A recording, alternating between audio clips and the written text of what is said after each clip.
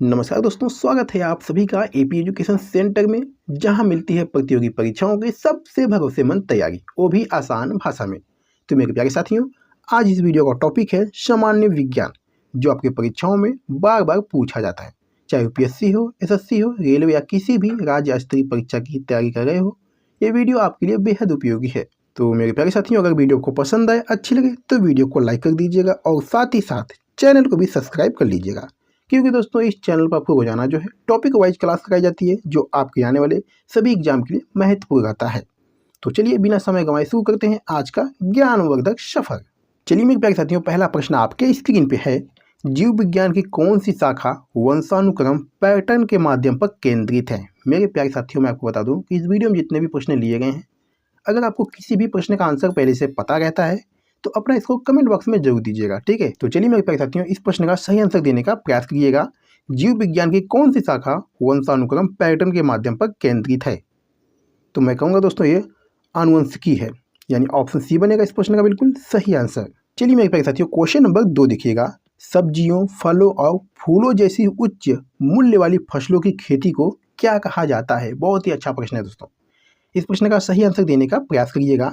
सब्जियों, फलों और फूलों जैसी उच्च मूल्य वाली फसलों की खेती को क्या कहा जाता है? तो मेरे प्यारे साथियों, इसे हॉर्टिकल्चर कहा जाता है, यानी ऑप्शन डी बनेगा इस प्रश्न का बिल्कुल सही आंसर। चलिए क्वेश्चन नंबर 3 देखिएगा। कोशिकाओं के अध्ययन को क्या कहा जाता है? Very very important question. इस प्रश्न का दोस्तों सही आंसर दीजिएगा। कोशिकाओं के अध्ययन को क्या कहा जाता है? तो मेरे प्यारे साथियों, इसे साइटोलॉजी कहा जाता है, यानी ऑप्शन सी बनेगा इस प्रश्न का राइट आंसर। चलिए क्वेश्चन नंबर 4 देखिएगा। विटिकल्चर क्या है?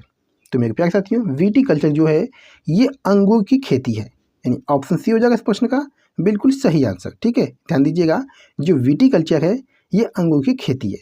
चलिए क्वेश्चन नंबर 5 देखिएगा। एपिग्राफी का क्या अभिप्राय है? चलिए इस प्रश्न का सही आंसर दीजिएगा।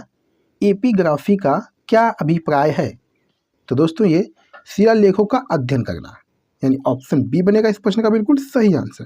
चलिए दोस्तों क्वेश्चन नंबर 6 देखिएगा। पक्षियों के अध्ययन को क्या कहा जाता है? बहुत ही अच्छा प्रश्न है दोस्तों। पक्षियों के अध्ययन को क्या कहा जाता है? तो मेरे प्यारे साथियों, ऑर्निथोलॉजी कहा जाता है, यानी ऑप्शन डी बनेगा इस प्रश्न का बिल्कुल सही आंसर। चलिए क्वेश्चन नंबर 7 देखिएगा। सेरीकल्चर शब्द जो है ये निम्नलिखित में से किससे संबंधित है? बहुत ही अच्छा प्रश्न है दोस्तों। सेरीकल्चर शब्द निम्नलिखित में से किससे संबंधित है? तो दोस्तों ये रेशम की खेती से संबंधित है, यानी ऑप्शन बी हो जाएगा इस प्रश्न का बिल्कुल सही आंसर। चलिए दोस्तों क्वेश्चन नंबर 8 देखिएगा। निम्नलिखित में से कौन सा शब्द पशु व्यवहार के जैविक अध्ययन का सबसे अच्छा वर्णन करता है? चलिए इस प्रश्न का सही आंसर दीजिएगा। इस वीडियो में दोस्तों जितने भी प्रश्न लिए गए हैं आपके रेलवे एग्जाम के लिए बहुत ही महत्वपूर्ण है। चलिए इस प्रश्न का सही आंसर देने का प्रयास करिएगा। निम्नलिखित में से कौन सा शब्द पशु व्यवहार के जैविक अध्ययन का सबसे अच्छा वर्णन करता है? तो दोस्तों इथोलॉजी में इसका अध्ययन किया जाता है, यानी ऑप्शन डी बनेगा इस प्रश्न का बिल्कुल सही आंसर। चलिए दोस्तों क्वेश्चन नंबर 9 देखिएगा। हिमेटोलॉजी का अध्ययन जो है ये किससे संबंधित है? चलिए इस क्वेश्चन का सही आंसर दीजिएगा। हिमेटोलॉजी का अध्ययन जो है ये किससे संबंधित है? तो दोस्तों ये रक्त से संबंधित है, यानी ऑप्शन बी बनेगा इस प्रश्न का बिल्कुल सही आंसर। चलिए दोस्तों क्वेश्चन नंबर 10 देखिएगा। मॉर्फोलॉजी क्या है? बहुत ही अच्छा प्रश्न है दोस्तों। मॉर्फोलॉजी क्या है? तो दोस्तों मॉर्फोलॉजी जो है ये जीव की आकृति, उसकी संरचना और विशिष्ट संरचनात्मक गुणों का अध्ययन है दोस्तों, यानी ऑप्शन सी बनेगा दोस्तों इस प्रश्न का बिल्कुल सही आंसर। चलिए दोस्तों क्वेश्चन नंबर 11 देखिएगा। निम्नलिखित में से किस में मनुष्य का अध्ययन होता है? बहुत ही अच्छा प्रश्न है दोस्तों। इस प्रश्न का सही आंसर देने का प्रयास करिएगा। निम्नलिखित में से किस में मनुष्य का अध्ययन होता है? तो मेरे प्यारे साथियों ये एंथ्रोपोलॉजी में होता है, यानी ऑप्शन सी बनेगा दोस्तों इस प्रश्न का बिल्कुल सही आंसर। चलिए दोस्तों क्वेश्चन नंबर 12 देखिएगा। निषेचन, विकास, विभाजन और विभिन्नता के अध्ययन को किस नाम से जाना जाता है? बहुत ही अच्छा प्रश्न है दोस्तों। इस प्रश्न का सही आंसर देने का प्रयास करिएगा। निषेचन, विकास, विभाजन और विभिन्नता के अध्ययन को किस नाम से जाना जाता है? तो दोस्तों ये भूण विज्ञान के नाम से जाना जाता है, यानी ऑप्शन डी बनेगा इस प्रश्न का बिल्कुल सही आंसर। चलिए दोस्तों क्वेश्चन नंबर 13 देखिएगा। पौधों में बीमारियों का अध्ययन और वह तरीका जिसमें पौधे विरोध करते हैं या संक्रमण से सामना करते हैं क्या कहलाता है? चलिए इस प्रश्न का सही आंसर दीजिएगा। पौधों में बीमारियों का अध्ययन और वह तरीका जिसमें पौधे विरोध करते हैं या संक्रमण से सामना करते हैं क्या कहलाता है? तो मेरे प्यारे साथियों, ये फाइटोपैथोलॉजी कहलाता है, यानी ऑप्शन सी बनेगा इस प्रश्न का बिल्कुल सही आंसर। चलिए दोस्तों, क्वेश्चन नंबर 14 देखिएगा। जीवित चीजों पर मृदा के प्रभाव का अध्ययन मृदा विज्ञान की किस शाखा के अंतर्गत किया जाता है? चलिए इस प्रश्न का सही आंसर दीजिएगा दोस्तों, फटाफट सही आंसर देने का प्रयास करिएगा। जीवित चीजों पर मृदा के प्रभाव का अध्ययन मृदा विज्ञान की किस शाखा के अंतर्गत किया जाता है? तो मेरे प्यारे साथियों, ये एडाफोलॉजी के अंतर्गत किया जाता है, यानी ऑप्शन बी बनेगा दोस्तों इस प्रश्न का बिल्कुल सही आंसर।